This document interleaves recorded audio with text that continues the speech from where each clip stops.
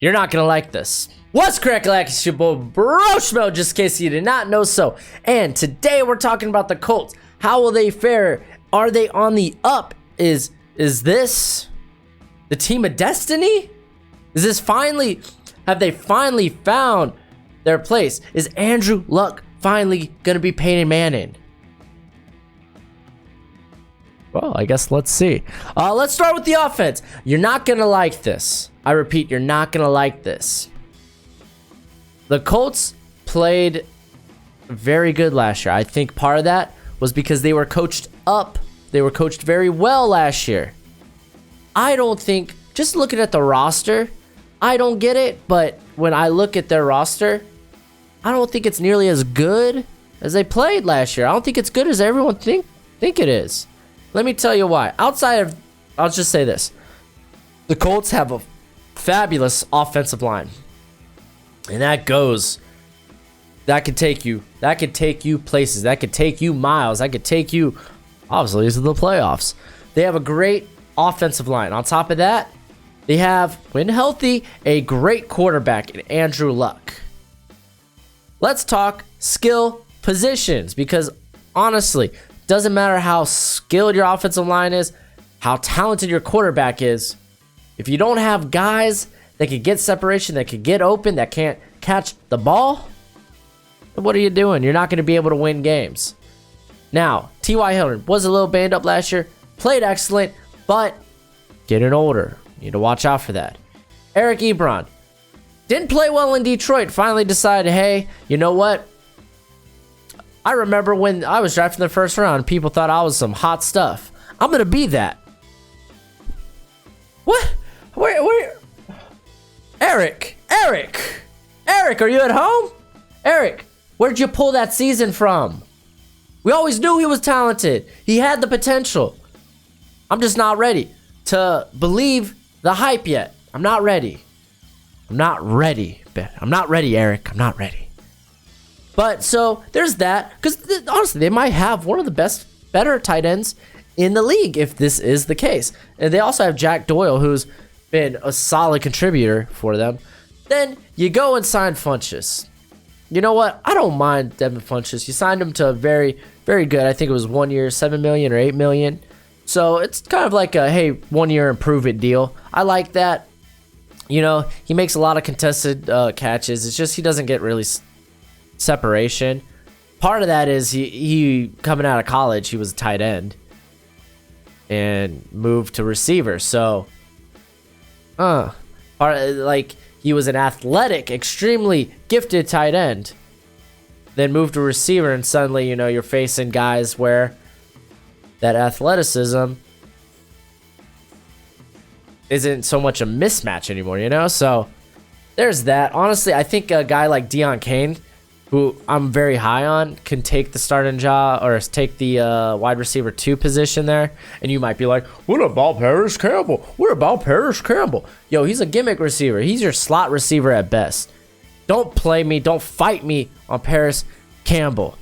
I'm until I see otherwise, to me, he is Tavon Austin V2. Maybe a Terrell Pryor V2. He's not like a Randall Cobb. And don't play Randall Cobb. When healthy, Randall Cobb was extremely good. It's just injuries have caught up with him. He ain't that. But he might be. Who knows? I'm just skeptical.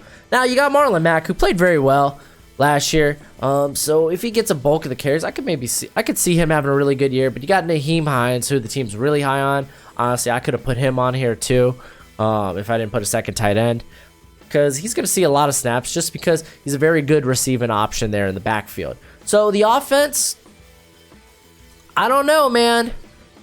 It looks good to me. But outside of T.Y. Hilton and your tight ends, I don't think you have a very reliable passing threat. You could throw Nyheim Hines in there too. So we'll see. That's just me being. I'm a pessimist. I'm a pessimist, man. I expect the worst. All right, so let's go ahead. Let's go to the defense. Like I said, this defense got coached up. They are not nearly as good as everyone thinks they are. At least that's what I feel. Now, Darius Leonard was a monster last year. He was a monster. Now, there in the middle, this is why I think the Colts drafted this guy high. Bobby Okereke out of Stanford. Very good coverage linebacker. And I think he's going to take the spot of Anthony Walker there, he's been okay. But I think he's going to take the spot there. I think ideally that's what happens. Now, on the defensive line, just looking at this defensive line played very well. And now you add Justin Houston to it, who said he specifically wanted to go to a 4-3 because he wanted to put his hand in the dirt and get nasty. Justin Houston, getting hot and bothered. But you also got Shirt on the other end. But you have Kamoku, last name, Ture, who played very well in limited snaps. And then they drafted Benogu. Is he an outside linebacker? Is he playing on the defensive line? For me, that was a weird second round pick, but again, I thought Paris Campbell was a bit of reach in the second round. I know you hate me, Colts fans. I know you hate me. I'm sorry. So you got Magnus Hunt, who played very well, as did Danico Autry. So you just don't have. I don't think they have a lot of depth on the line. They don't. Just looking at this, they don't have a lot of depth on the line. But this incarnation of the line, I think, should play very well. It's the secondary we need to worry about. Malik Hooker plays very good. He'll be good in the box, and he has very good coverage skills as well. Pierre Desiree, I should say. He played well enough to get an extension. I don't know if he's not going to shut down your number one, but he's not bad at either. I put Rakia Sin in the nickel. I don't know how y'all got him. That was a good pick. I thought he was going to be a first rounder. Then again, I thought a lot of corners were going to be a first rounder last year, and then they all just fell to the second round. Byron Murphy, Rakia Sin, wild. Greedy. Then again, everyone started expecting Greedy as the draft got closer that he was going to fall. But that's neither here or there. We're talking about the Colts. Quincy Wilson, are you going to come out? Honestly, this is, for me, and probably for the Colts too, this is a make or break year for Quincy Wilson. So we'll see. Clayton Gathers, I have him get in the free safety spot. He's good, not great. You also got Derek Kindred. Good, not great. So overall, like, you look at this defense, and I look at this defense, and I'm like, meh. You know? But the thing is, based on, like, I don't want to discredit this front office there in Indy because, wow, what an incredible draft last year. I didn't expect Leonard to be a stud. I was surprised by Braden Smith coming in and being a quality right tackle. So this team, they scout very well. They know how to draft. And I look at their draft this year, I'm just like, I just don't see it. I don't get it. I don't understand. And you know what? Maybe when the season starts and they start playing well, it'll all make sense. Oh, Colts, you're so wise. So good. It's just, I don't know. To me, this looks like a pretender to me, you know?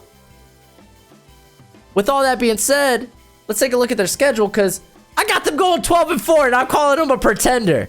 I don't get it myself, because they play tough games. They play hard games. They're playing the NFC South, for goodness sake. Falcons, the Saints.